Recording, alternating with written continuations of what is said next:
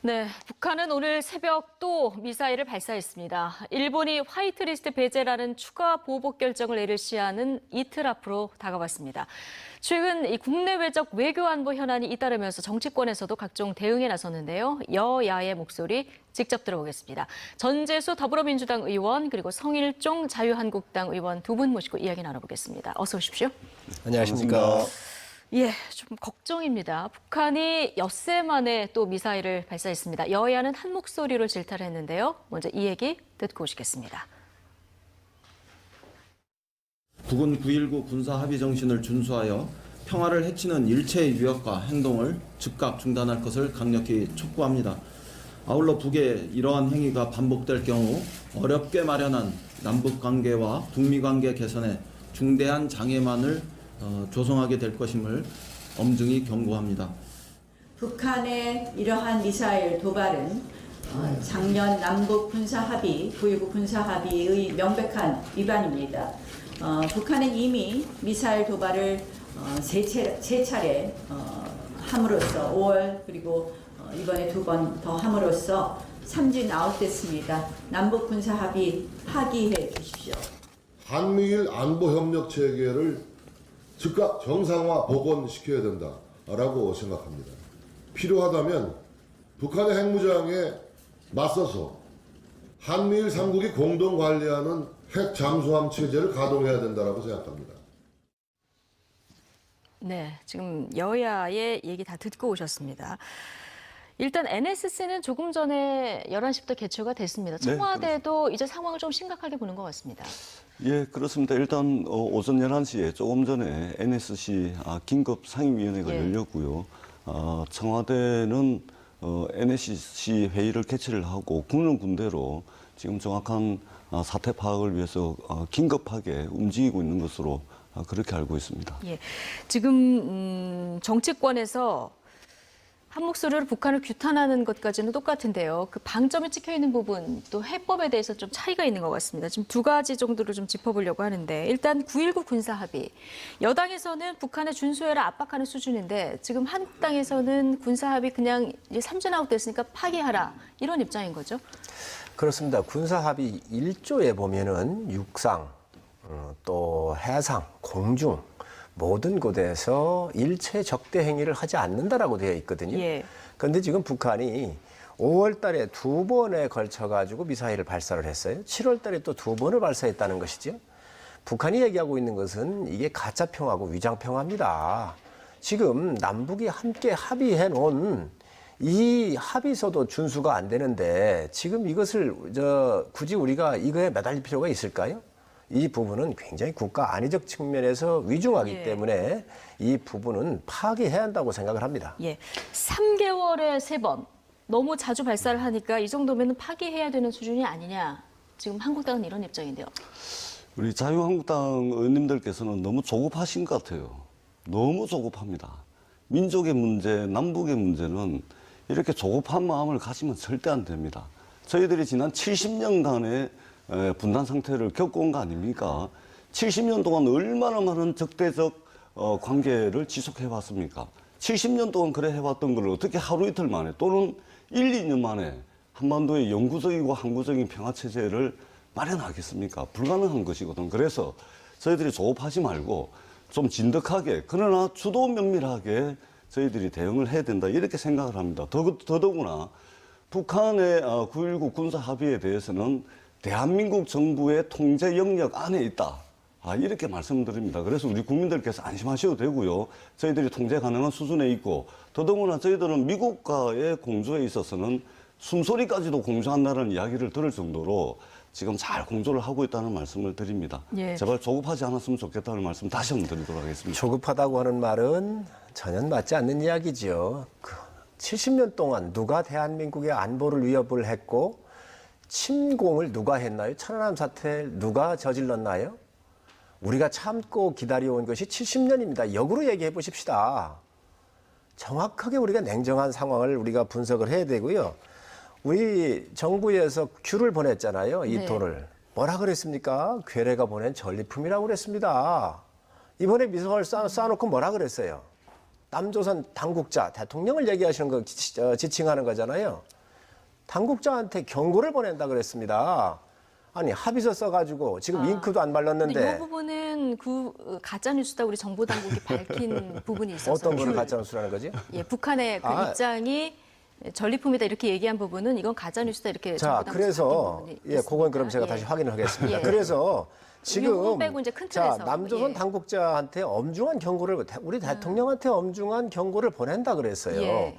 이렇게 미사일 쏜 이유를 분명하게 밝힌 겁니다. 그런데 이 부분에 대해서 우리가 또 인내하자는 겁니까? 예.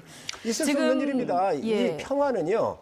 힘이 뒷받침되지 않는 평화는 지킬 수가 없는 겁니다. 우리가 70년 동안 인내를 했고 그동안 우리 정부들이 오락가락하면서 갈짓자를 걸으면서 북한 핵 개발과 여러 군비를 증강하는데 우리가 잘못한 것입니다.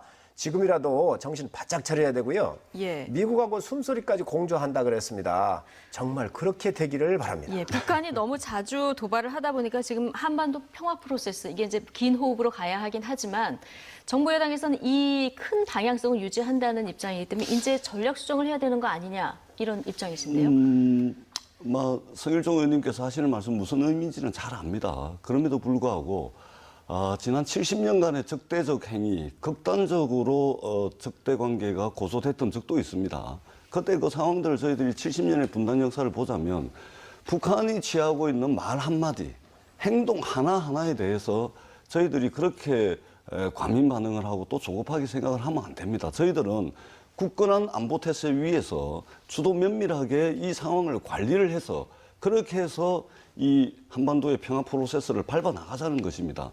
그런 식으로 적자적으로 뭐 일이 있을 때마다 극단적인 언어를 동원을 해가지고 하는 것은 이 남북 사이의 평화 체제를 만드는데 절대 도움이 되지 않는다는 말씀을 드리고요. 다시 예. 한번 말씀을 드리지만 한국과 미국은 숨소리까지 공조를 하고 있습니다. 그리고 지금 벌어지고 있는 일련의 사태에 대해서는 한국 정부와 미국 정부가 긴밀한 관계 속에서 통제되고 있는 영역에 있다. 이런 말씀을 드립니다. 70년의 이 적대적 관계를 해소하는 데 있어서는 지난한 과정이 필요합니다. 어떤 우여곡절이 생길지도 모릅니다. 그러나 이것을 우리가 통제를 잘하고 주도 면밀하게 한다면은 평화 프로세스가 계속해서 잘 진척될 수 있다.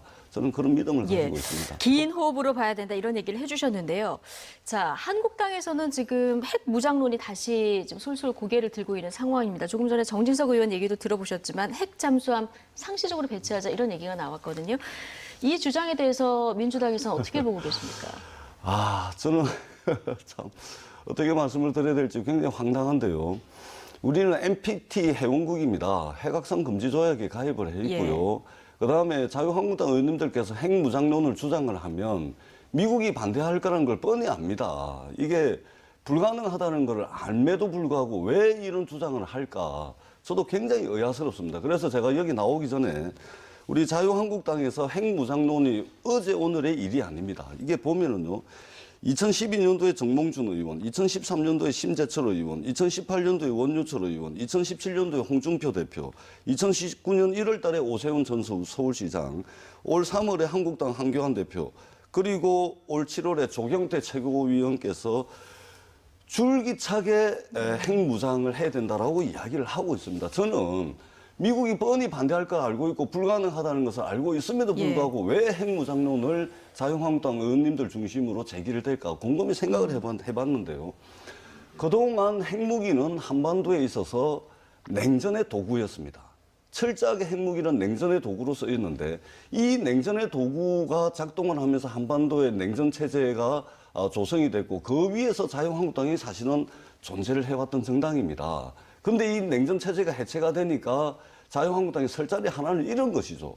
그렇게 해서 다시 핵무장론을 꺼내면서 한반도 이 평화 국면을 냉전 국면으로 돌리려고 하고 그리고 이 냉전 국면 속에서 자유한국당이 살 길을 모색하는 것이다. 이렇게밖에 해석할 수가 없습니다. 예. 불가능한 것을 왜 이렇게 주장을 합니까? 그렇게 해야 됩니까? 예, 지금 핵 무장론 주장에 대해서 현실적으로 이제 미국의 반대 등으로 이게 이제 현실성이 있느냐 이 문제하고 그다음에 이제 북한의 핵 폐기를 하라 이렇게 주장하면서 이게 논리상으로 맞느냐 민주당에서 이렇게 보고 있는데요. 남북의 군사 균형은 이미 완전히 깨졌습니다. 핵은 절대 무기입니다. 우리가 진 겁니다. 그러면 우리가 어떻게 해서 존재하고 있는가? 미군이 있기 때문에 북한이 못 내려오고 있는 거예요. 예. 우리가 언제까지 미국에 의존할 겁니까? 저는 이 부분에 대해서 핵을 갖는 것도 우리 방법입니다. 지금 NPT 얘기하셨는데요. 자국의 안보적 상황이 심각한 위협을 받았었을 때는 통지하고 해제할 수 있습니다. 또 하나 중요한 건 뭐냐면 우리가 핵을 갖자고 주장을 하면 미국이 반대할 겁니다. 그럼 미국에 잠수함이 됐든 전술핵이 있든 들어와가지고 예. 나토에 준하는 그러한 핵을 우리 정부하고 협의해서 쓸 수 있도록 권한을 가져야 북한에 대한 핵에 대해서 우리가 제어가 되는 겁니다. 이미 북한이 핵을 갖고 있는데 그럼 우리는 그럼 두 손 놓고 있자는 얘기입니까? 그러면 지금 이 핵도 그렇습니다. DJ 정권 때 뭐라고 했는가? 북한은 핵을 개발할 의지도 능력도 없다 그랬습니다. 그런데 어떻게 됐습니까? 지금 핵을 몇십 개씩 갖고 있지 않습니까? 이 상황에서 그럼 우리 국민을 어떻게 보호할 겁니까? 우리 국민 어디를 믿을 겁니까? 우리가 핵을 개발을 해서 또 개발한다고 하면 미국이 반대한다고 할 때 그럼 미국이 핵 우산에 대해서 우리한테 보호를 하든지 가져오든지 어느 선택을 하나 가질 수 있을 거 아닙니까? 균형이 맞아야 협상이 되고 균형이 맞아야 평화의 무드로 끌어내서 북한을 변화시킬 수 있는 거 아니겠어요? 이것도 아무것도 안 가져놓고 지금 와가지고 북한하고 협상 타령만, 평화 타령만 한다고 한다면 국민을 어디에 지금 내몰자는 겁니까? 죄송합니다만 한 가지만 짧게요. 여쭤볼까요? 예. 예, 한 가지만 제 그 의원님께 여쭤보도록 할게요. 지금 의원님 말씀은 한미동맹을 심각하게 위협하는 말씀입니다. 한미동맹을 굉장히 심각하게 위협하는 그런 말씀인데 만약에 우리가 핵무장을 한다 칩시다. 그러면 그 핵무기에 대한 통제권은 누가 가집니까? 미국이 가집니까? 한국이 가집니까? 우리가 핵무장 자체적으로 가집니까? 개발하게 되면 우리가 갖는 것이고요. 또 우리 핵무기 개발하는 걸 대해서 미국이 상당히 핵무기에 부담스러워한다고 대한 한다면 통제권을 지금 한국군이 가진다. 나토식은 그 나라하고 미군이 제공하고는 핵하고 협상에서 필요할 때 쓸 수 있도록 되어 있습니다. 그래서 지금 우리가 한국당에서는 그런 방안으로 가자. 여러 가지 대안을 예. 가질 수 있는 것이죠. 그래서 우리가 자체적으로 능력도 될 수 있으니까 우리가 자체적으로 가질 수 있으면 갖고 안 되면 미국의 핵이라도 가져와가지고 억제를 해야지요. 그럼 지금 그 통제권은 이것도 누가 가집니까? 핵무기에 대한 통제권. 아니 그거는 양국이 나토식으로 갖자는 겁니다. 미국이 지금. 동의합니까? 미국은 이미 하고 있습니다. 저희는 이미 미국의 해구산 아래에 있습니다. 해구산을- 한미 군사 동맹 체제가 이미 돼 있고요. 핵우산이라고 하지만 한반도에 핵이 없지 않습니까? 그렇기 때문에 예. 지금 북한이 저렇게 날뛰고 있는 거예요. 그래서 우리가 제어를 하려고 한다면 자체적으로 하자는 것도 하나 대안이 될 수 있고 예. 자체적이 아니 된다고 한다면 미국하고 공조해서 나토식 이러한 개념으로 핵을 가질 필요가 있다고 생각을 합니다. 저도 미국이 동의를 해서 우리 남한에 핵무기가 배치가 되고 남한 주도로 핵무기가 우리나라 정부가 주도를 해서 핵무기를 개발을 했고 그리고 그 핵무기에 대한 통제권을 대한민국 정부와 대한민국 군대가 가진다면 저도 동의를 할 수가 있습니다. 그런데 지금 의원님 하시는 말씀은 미국이 반대하는 걸 뻔히 알면서도 한반도에 남한에 우리 이 한국에 핵무기를 배치를 하자. 불가능한 말씀을 그러면 이게 자, 말하자면 아니 왜 안보 불가능합니까? 판단입니다. 그러면 의원님 전 의원님 하나 여쭙겠습니다. 그러면 북한이 핵을 갖고 있습니다. 미사일을 쏘고 SLBM을 쏠 수 있는 잠수함을 지금 현재 진수하려고 그러고 있어요. 그럼 우리 어찌할 겁니까? 자, 의원님. 국민 어떻게 보호할 겁니까? 네, 이전에는 계속 평화하면서 그냥 끌려갈 겁니까? 이전에는 핵무기가 한반도에서 냉전의 도구로 쓰였습니다. 그래서 저희들은 이 한반도에 있어서 냉전 국면이 계속해서 지속이 됐던 것이고요. 그런데 지금은 북한의 핵무기를 가지고 이전에 냉전의 도구로 쓰였던 핵무기가 평화 프로세스의 도구로 쓰이고 있습니다. 이 부분을 명확하게 보셔야 되고요. 불가능한 핵무장 말씀은 더 안 하셔야 됩니다. 제가 한 예. 말씀만 드리겠습니다. 짧게 마지막 발언 한반도에서 드리고 다음 주제로 비핵화한 것은 넘어가겠습니다. 예. 우리가 비핵화를 할 테니 북한 핵을 내려놓으라고 해서 제안해서 우리가 철수를 요청했던 겁니다. 지금은 북한이 핵을 가졌잖아요. 우리가 그에 상응하는 힘을 가져야지요. 어떤 형태로든 국가에서 야당에서 이러한 무장론이 나오고 또 미국하고 협상할 수 있는 예. 여러 가지 방법들을 찾고 북한을 제어할 수 있는 방법을 우리가 갖는 게 중요하다고 네. 한 생각합니다. 말씀만 더 드릴게요. 예, 한국과 미국 사이는 이미 상호 방위 조약이 굳건하게 맺어져 있고요. 미국과 숨소리까지 공조를 하고 있습니다. 그리고 미국의 해구산 아래에 있기 때문에 남북 사이의 군사와 불균형 상태는 그 균형 상태가 깨졌다는 말씀은 그 옳은 말씀이 아니라고 생각을 합니다. 지금 한미가 지금 상당히 삐걱거리고 있습니다. 독수리 훈련, 을지, 가디언 이 부분 또 키 리졸브 3대 군사훈련이 다 없어졌습니다. 그냥 명목상만 남아 있습니다. 한미 관계 빨리 복원하십시오. 이거 예. 국민 다 알고 있는 일들입니다. 알겠습니다. 황교안 두 대표께서 분- 서한을 안 보내시는 것이 예. 한미 공조를 강화하는 것입니다. 어떻게 해가지고 야당의 대표가 미국 대통령에게 한미 동맹에 문제가 있다는 식으로 서한을 보냅니까? 제1야당 대표가 하실 행동은 아니라고 저는 생각합니다. 아니 정부가 안 보내도록 해주세요. 정부가 일을 못하고 있으니 야당 대표로도 나서 국가의 문제- 이 나라를 구해야 되겠다. 그래서 야당 대표 역할을 충분히 하고 계신 겁니다. 국가의 문제, 민족의 예. 문제, 외교의 문제는 여야가 없습니다, 의원님. 예, 초당적 협력을 촉구하고 싶습니다. 물론 뭐 정치권에서도 이 안보 문제에 대해서 여야가 있을 수 없다 이런 목소리는 다 동의를 하실 거라고 보고요. 핵 그 얘기 관련해서 핵 무장론 관련해서는 충분히 두 분이 이제 의견을 개진하시는 걸로 알고 저희가 다음 주제로 넘어가겠습니다. 북한 의도도 좀 잘 파악을 해야 되지만 지금 우리 당장 일본 의도도 잘 파악을 해야 되는 이런 엄중한 상황입니다. 일본이 우리나라를 수출 우대국인 화이트리스트에서 제외하겠다는 결정, 이르면 이틀 후에 나오게 되는데요. 우리 정부가 맞대응을 어떻게 해야 하느냐를 두고 여야가 지금 다른 해법을 제시하고 있습니다. 어제 국회 외통위에서 나온 발언들 듣고 오시겠습니다. 이번 북한 미사일 도발에서 지소미아의 유용성 및 가치는 다시 한번 입증됐습니다. 지소미아 파기를 이 정권에서 또 여당 국회의원들 사이에서 언급하고 있습니다. 또다시 자충수를 두지 않을까 걱정됩니다. 우리의 정책 해석만으로는 어렵다는 얘기입니다. 일본의 협조가 상당히 우리한테 중요한 부분입니다. 화이트리스트에서 일본이 우리를 제외한다라고 할 때, 그럴 때 우리는 지소미아 당연히 파기해야 된다고 생각합니다. 그것이 국제사회에 보이는 올바른 우리의 자세라고 생각합니다. 일본이 국가 안보 문제를 가지고 이 화이트리스트를 제외하는데 지소미아를 유지하겠다고 스가 장관이 말한 것은 자기 모순이 아니겠습니까? 화이트리스트 배제를 조건으로 해서 지소미아 파기 의지를 명확하게 천명하고 공표해야 한다고 보는 건데, 정부의 의지는 결연하고 확실하다고 말씀을 드리겠고요. 다만 그러한 우리 정부의 입장을 그 상황에 따라서 언제 어떤 상황으로 전달을 하고 발표할지는 그것은 좀 전략적인 사고가 필요하다고 생각합니다. 네, 어제와 그제 국회에서 나온 발언들 묶어봤습니다. 지금 가장 크게 여야의 시각이 다른 부분이 한일 군사정보보호협정 지소미아, 이 부분을 일본의 화이트리스트 배제 그 카드에 맞대응 카드로 쓸 것인가 말 것인가, 이 부분에 차이가 있는 것 같습니다. 야당 의견 먼저 들어볼까요? 지금 국가가 외교 안보적으로 또 뭐 경제 모든 분야에서 무너지고 있고 위기잖아요. 이 위기인데 이 지소미아 같은 경우는 한미일 3개국이 함께 연결되어 있는 문제입니다. 네. 그래서 특히 한국과 일본 관계에서 협정을 맺은 건데 이 정보자산에 이걸 보면 일본이 말이지요. 군사위성이 5개가 떠 있어요. 우리는 군사위성이 없습니다. 그리고 일본에는 이지스함이 6척이 있어요. 우리 3척이에요. 이 정보자산을 획득할 수 있는 정찰기 같은 경우는 우리보다 훨씬 수가 일본을 많이 가지고 있습니다. 그래서 국가의 안위를 위해선 일본뿐만이 아니라 다른 나라하고도 우리가 받을 수 있거나 우리가 유용한다고 그러면 받아야지요. 예. 지금 이 경제 문제를 또다시 국방하고 연계를 시키자는 겁니까? 지금 특히 이거를 파기를 주장하는 것이 집권 여당의 다선들이에요. 초선도 아니고 다선들입니다. 나라를 고민해야 될 거 아닙니까?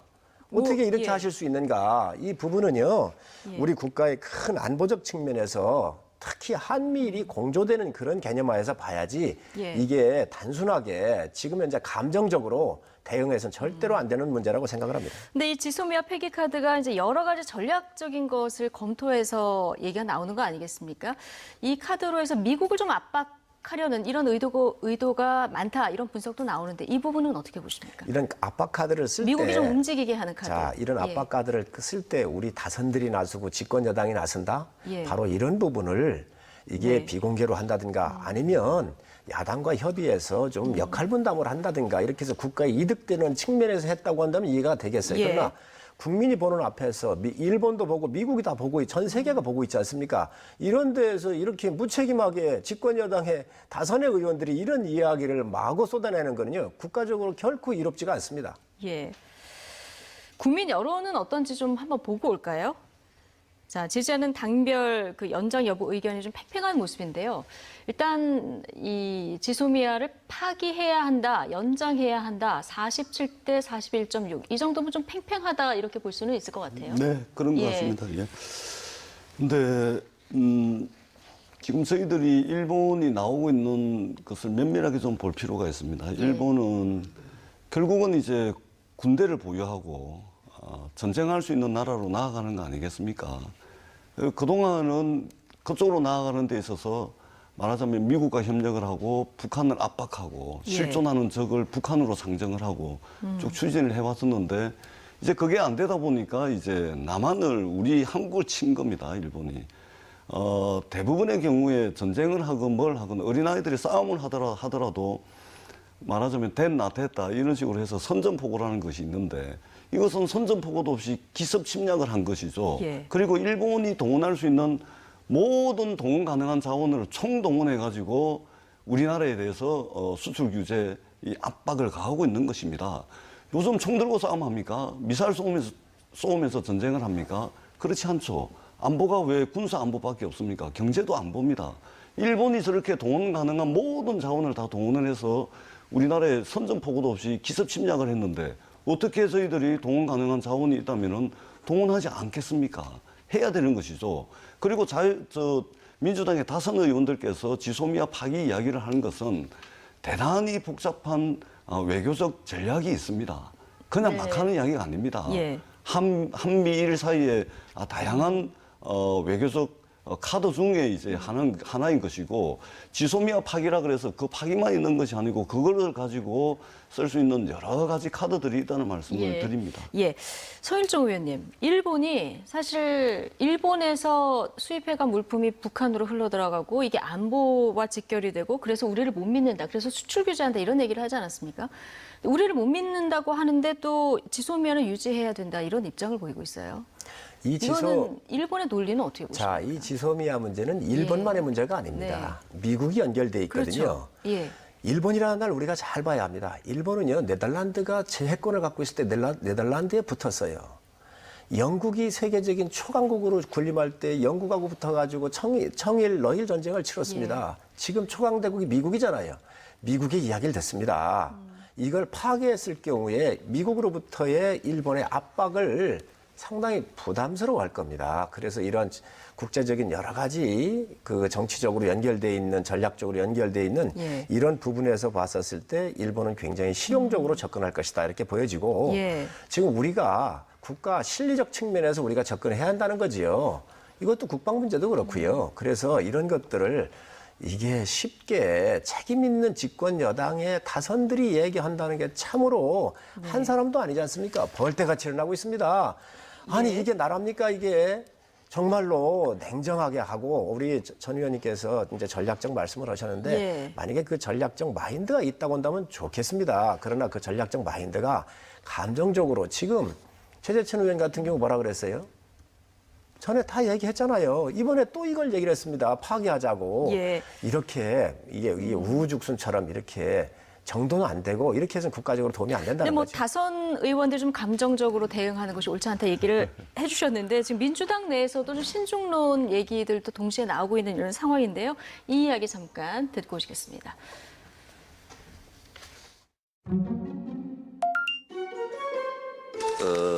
동북아의 평화를 위해서는 저는 필요하다고 봅니다. 감정적으로는 군사정보 교류를 한다는 게 말이 되느냐 이런 또 주장도 있습니다. 좀 더 좀 신중하게 판단해야 될 문제라고 생각을 하고 있습니다.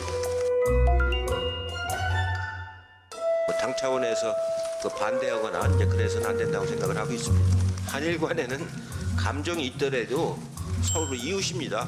그걸 잘 삭혀서 공존할 수 있는 그런 관계를 잘 맺어야 됩니다.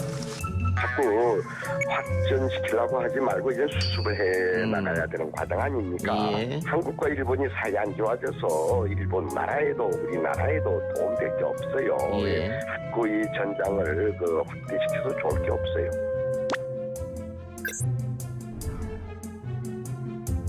일본 정부의 화이트리스트 배제 시 가장 높은 수준의 대응에 나서야 하겠습니다. 당정청은 화이트리스트 배제뿐만 아니라 다양한 시나리오를 두고 만반의 대응 태세를 갖춰 나가도록 하겠습니다. 한일 관계는 과거의 일방적인 관계가 아닙니다. 일본 정부는 감정에 휘둘리지 말고 현 상황을 차분하고 정확히 판단해서 문제 해결을 위한 대화에 나서야 합니다. 돌아올 수 없는 다리를 건너지 않기 바랍니다. 예. 지금 화이트리스트에 대해서는 배제 조치에 대해서는 단호하게 대응을 하되 지금 여러 가지 뭐 도쿄올림픽 보이콧 얘기도 나오고 있고 이런데 지금 한일 군사정보보호협정 조금 전 얘기한 이 문제까지 조금 신중하게 보자 여당 내에서도 이런 얘기가 나오고 있는데요.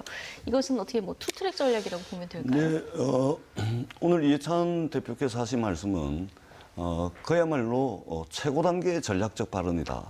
네. 이렇게 봐주시면 될 것 같습니다. 지금 이것은 한일 사이의 경제전쟁은 물론이고 외교전쟁이 벌어지고 있는 상황입니다. 지금 자유한국당 의원님들께서 경제, 안보, 외교 다 무너지고 있다 이렇게 말씀을 하시는데 설사 무너지고 있더라도 그렇게 말씀을 하시면 안 됩니다. 지금 한일 사이에 외교전쟁, 경제전쟁이 벌어지고 있는 사이에 이 지금 내부 총질 이야기를 하는데 이것은 국민들께 내부 총질로 비춰질 수가 있습니다. 그래서 오늘 이해찬 대표의 발언은 고도의 전략적 발언으로 이해를 해주시면 될 것 같고요.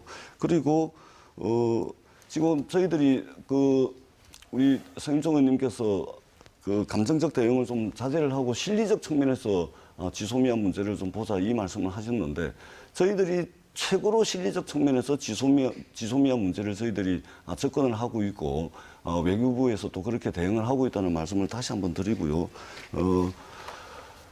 감정적 대응을 하지 말라라고 말씀을 하시는데 이것은 일본 정부를 향해서 하셔야 될 말씀이지 지금 우리 정부를 향해서 하실 말씀은 절대 아닙니다. 그리고 저희들이 감정적 대응으로 비춰질지는 모르지만 정말로 주도 면밀하게 하나씩 다 준비를 하고 있다는 말씀을 다시 한번 드립니다. 예, 다선의 이해찬 대표 발언 조금 전에 듣고 오셨는데 최고의 전략적 발언이다 이렇게 얘기를 하셨습니다. 그 말씀에 동의할 수 없는 것이 지금 국민 감정에 불을 넣은 게 누군가요? 조국 수석을 비롯한 죽창 들고 싸우자, 쫄지 말자 다 이래가지고 이게 여권이 만들어 놓은 이 함정이었고 여권이 만들어 놓은 이 기름 부은 이런 형국입니다. 그래서 이게 이렇게 끌고 온 거예요. 일단 분노를 불러일으킨 것은 일단 일본이 먼저고. 네. 자, 그래서 지금 민주연구원이 이 반일 감정을 일으켜가지고 선거에 도움이 된다라고 하는 이 연구 용역 이 보고서까지도 냈잖아요. 지금. 자, 그런데 이렇게 험악한 이 국가적 상황에서 자제하고 조심해야 될 여권의 다선의 의원들이 기승전 다 이 총선으로 가 있어요. 이게 과연 나라가 도움이 되겠습니까? 예. 제가 이 말씀으로 이걸 좀 마무리하고 싶은데 옛날 그 DJ 대통령께서 일본에 가셔서 연설하실 때 이렇게 하셨어요. 일본에게는 과거를 직시하고 역사를 두렵게 여기는 진정한 용기가 필요하고 한국은 일본의 변화된 모습을 올바르게 평가하면서 미래의 가능성에 대한 희망을 찾을 수 있어야 한다. 이게 김대중 대통령께서 일본 의회에 가서 연설하셨던 말입니다. 예. 다시 한번 우리 집권 여당이 냉정을 찾으시고 이 DJ 대통령께서 말씀하셨던 걸 되돌아보셨으면 좋겠습니다. 자, 한 말씀만 꼭 드릴게요. 대한민국 국민이 청와대 수석 한 분의 한 말씀으로 또는 SNS, 페북으로 대한민국 국민들이 들불같이 일본 제품 불매운동하고 들고 일어날 정도가 아닙니다. 조국 수석 때문에 그런 것이 아니고 대한민국 국민들이 자발적으로 스스로 애국심으로 민족적 각성으로 들고 일어났다는 말씀을 꼭 드리고 싶고요. 조국 수석이 부추긴 게 아닙니다. 대한민국 국민이 그렇게 어리석은 줄 압니까? 청와대 수석 한마디에 대한민국 국민들이 들고 일어나고 깔아앉고 그럽니까? 그것은 굉장히 위험한 발언입니다. 그리고 지금 이루어지고 있는 국민들의 자발적 불매운동은 1910년도에 불법적으로 병합되고 난 뒤에 1919년도 들불처럼 일어났던 3.1운동, 민족적 대각성에 의해서 3.1운동이 일어났죠. 그리고 그것의 결과물로 상해 임시정부가 수립되고 난 뒤에 100년 만에 일본에 대해서 우리 대한민국 국민들이 대대적인 민족적 각성의 과정을 거치고 있는 것으로 봐주셔야 됩니다. 여기에 대해서 정치하는 사람들이 어떻게 대응을 해야 되겠습니까? 예. 국민들께 박수를 보내야 되는 거 그거 아니겠습니까? 잠깐 그것만 제가 말씀드리겠습니다. 사드 문제가 이제 우리 사드 문제를 중국이 30초만 드리겠습니다. 그렇습니다. 알겠습니다. 사드 문제가 불거졌을 때 중국 정부가 어떻게 했습니까? 우리 롯데마트에 가가지고 화염병 던지고 불 사르고요. 관광객 안 보내고 한류 스타들 출연 안 시키고 이런 짓거리를 했습니다. 이게 만불도 채 안 되는 그 대국이라고 얘기했던 중국의 모습이었습니다. 우리 민족 어떻습니까? 위대한 민족입니다. 그런데 우리 민족이 냉정하게 가고 또 국민들이 이런 운동할 수 있습니다. 그런데 청와대에 있는 대통령의 측근이 죽창 들고 싸우자는 게 그럼 잘단 말입니까? 제가 10초만 말씀드리면 안 되겠습니까? 사드는요, 박근혜 대통령께서 결정을 하신 것이고요. 그다음에 우리가 중국의 식민지 살았습니까? 일본의 식민지 살았습니까? 일본의 식민지를 36년을 살았고요. 중국과의 무역에 있어서는 저희들은 흑자를 어마어마하게 보고 있습니다. 일본하고는요, 근 20년 동안 900조 가까이 적자를 보고 있습니다. 상황을 제대로 보시고 아마 두 분 모든 말씀이 산업구조에서 지금 오는 거니까 예, 그건 정확하게 서해정 경제를 공부하시기 바랍니다. 예, 지금 상황이 굉장히 엄중하다 보니까 지혜를 모으자는 차원에서 지금 여러 가지 의견들을 주고받고 계신데요. 어쨌든 일본이 화이트리스트에서 정말 배제를 하게 되면 우리 기업들 피해가 불보듯 뻔하기 때문에 자, 이 부분을 어떻게 좀 저지를 할 수 있을지, 지연시킬 수 있을지 지금 지혜를 모아야 되는 시점이고요. 지금 방일단이 일본에 도착을 했는데 여기서 좀 물꼬를 찾을 수 있으면 좋겠다. 이런 희망도 가져봅니다. 다음 주제로 남은 시간 동안 넘어가서 좀 얘기를 해보겠습니다. 역대 대통령들의 대표적 여름 휴가지로 알려져 있는 경남 거제 저도, 우리에게는 이 저도의 추억으로 또 유명한 곳이죠. 문 대통령이 어제 시민들과 이곳을 방문했습니다. 차윤조 앵커의 관련 리포트 보고 오겠습니다. 경남 거제시의 작은 섬, 대통령들의 단골 휴양지였던 이곳을 어제 문재인 대통령이 시민과 함께 찾았습니다. 기암괴석과 모래 해변이 아름다운 섬 해송과 동백이 우거진 이곳. 문 대통령이 이곳을 찾은 건 2년 전 대선 공약 저도를 국민에 개방하겠다라는 약속을 지키는 걸 알리기 위해서였는데요. 저도의 마지막 주민도 함께했습니다. 정말 아름다운 그런 곳이고 또 특별한 곳이어서 이런 곳을 대통령 혼자서 즐길 것이 아니라 대통령과 국민들이 함께 즐겨야겠다. 지난 2013년 박근혜 전 대통령이 해변에 저도의 추억이라는 글씨를 쓴 이 사진을 올려서 화제가 됐었죠. 이렇게 대통령들에겐 추억의 공간이지만 일반인들에겐 통제된 곳이었습니다. 1972년 박정희 전 대통령이 청해대, 즉 바다 위 청와대를 짓고 대통령 별장으로 공식 지정한 이후에 일반인들에게는 금도의 섬이 됐습니다. 하지만 오는 9월 중순부터 산책로와 전망대, 그리고 해수욕장, 골프장이 개방됩니다. 다만 대통령 숙소인 청해대는 보안 문제로 공개를 보류했습니다. 문 대통령은 어제 개방 행사에서 거제의 역사적 의미를 강조해서 눈길을 끌었는데요. 임진왜란 때 이순신 장군이 첫 승리를 거둔 옥포해전이 있었던 곳이라고 특별히 소개해서 한일 갈등 상황에서 상징적인 의미를 담았다는 해석도 나옵니다. 저도가 47년 만에 일반인들한테 공개가 된다고 하니까 이제 반가운 소식인데 문재인 대통령이 어제 여기서 이순신 장군을 또 강조를 했습니다. 최근에 자주 나오고 있는데 여기에 대해서 의원님들 1분씩 의견 듣고 마무리하겠습니다. 전재수 의원님부터. 예. 일본이 동원할 수 있는 모든 자원을 총동원해서 저희 나라를 기습 침략했습니다. 대통령께서 계기가 있을 때마다 또 국민들께 드리는 메시지를 드릴 수 있을 때마다 일본과 관련된 또는 대한민국 국민의 위대함에 대해서 말씀하시는 것은 저는 적절한 말씀이라고 생각을 하고, 그리고 더 중요한 것은 저도가 이제 47년 만에 개방이 됐습니다. 노무현 대통령 계실 때 그 이전 정부하고 완전히 틀리게 대통령 집무실 앞까지 다 국민들께 개방을 해가지고 국민들께 큰 호응을 얻었는데요. 이번에 이 저도 개방은 문재인 대통령께서 참 좋은 것은 국민들과 함께 네. 나누겠다라는 이제 의미로 하신 것 같은데요. 예. 굉장히 큰 결단이다 이렇게 저는 생각을 예, 합니다. 공약을 지킨 거다. 예, 성일종 의원님. 저도 개방에 대해서 국민들이 접근할 수 있도록 하신 거는 잘했다고 생각을 합니다. 예. 그러나 이순신 장군을 언급하는 것은 적절치 않다고 생각을 합니다. 지금 여권의 인사들이 이순신 자꾸 얘기하는데 이 민족의 성웅이신 이순신 장군 모욕이에요. 이순신 장군은 임금께서 이 견내량을 이 전략적 요충지로 삼아가지고 한산도에 있으면서 3년 6개월 동안 전쟁을 안 하고 준비를 하고 있었거든요. 그때 조정 대신들 원균이를 비롯한 사람들이 나가서 싸워야 한다 그랬어요. 이순신 장군이 나가서 싸우면 괴멸될 수가 있기 때문에 임금이 명령한 것도 나가지 않고 참고 예. 그리고 감옥을 가서 국문까지 당하고 오신 분입니다. 그래서 정말 냉정하게 국익을 위해서 조선을 위해서 대처했던 이 정신을 배워야지 지금 이순신 장군을 이런 문제에 끌어들이는 것은 바람직하지 않습니다. 네. 꼭 그렇게 말씀을 하셔야 되겠습니까? 예. 이게 사실입니다. 저희 다음에 한번 다시 이 문제 얘기하도록 하죠. 오늘 여기까지 듣겠습니다. 전재수 더불어민주당 의원, 성일종 자유한국당 의원 두 분과 함께했습니다. 고맙습니다. 감사합니다.